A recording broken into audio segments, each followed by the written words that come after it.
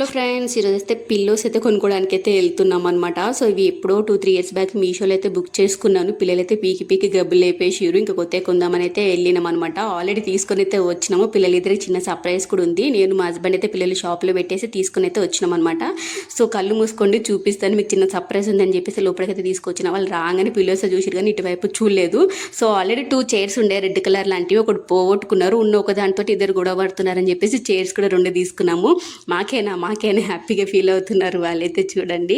And pillows అయితే 4 తీసుకున్నాం అనమాట. సో చైర్స్ అయితే వాళ్ళైతే వచ్చి రాగానే తీసుకొని మాకేనా అనుకుంటే మస్తు హ్యాపీగా ఫీల్ అయ్యారు. చిన్న చిన్న సంతోషాల వాళ్ళకి ఎంత మంచిగా అనిపిస్తాయి కదా. సో పిల్లోస్ కూడా ఓపెన్ చేస్తున్నాను అనమాట. ఇక్కడ పడుకొని కూడా చూపిస్తున్నాను చూడండి.